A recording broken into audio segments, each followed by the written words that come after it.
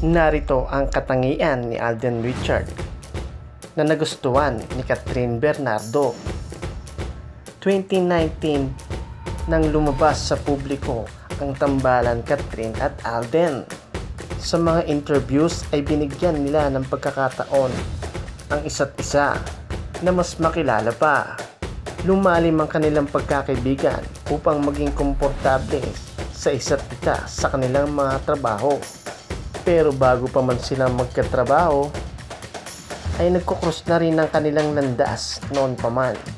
Mas malaki nga lang ang tsansa na magsama sila sa matagumpay na malaking proyekto na Hello, Love, Goodbye.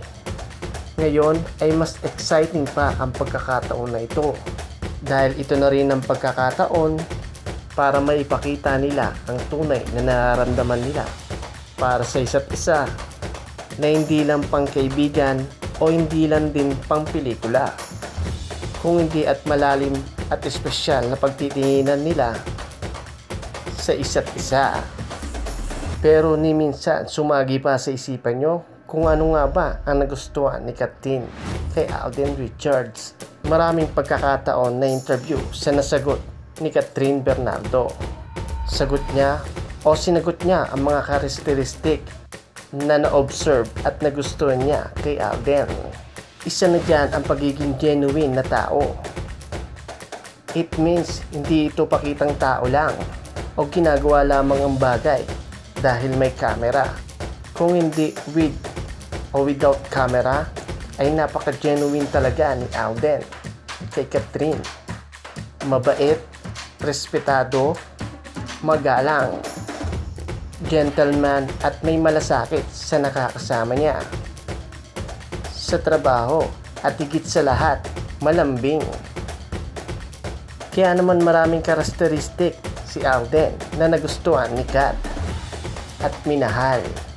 Malamang sa pagkakataong ito ay mas lalong lumalim ang kanilang ugnayan at komunikasyon sa isa't isa, ay mas dadami pa ang mga bagay-bagay na magugustuhan niya kay Alden at mas makikilala pa nila ang isa't isa.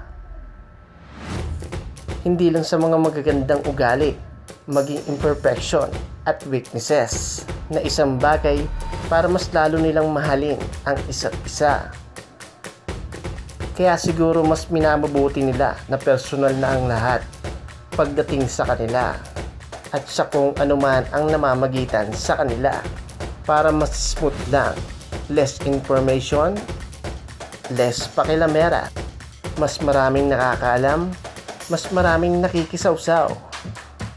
Kaya mukhang sila lang at mga nalalapit sa kanila ang nakakaalam ng tunay na estado ng kanilang relasyon ngayon. Pero kung titignan natin, talagang mas compatible sila at pareho silang may mabuting puso.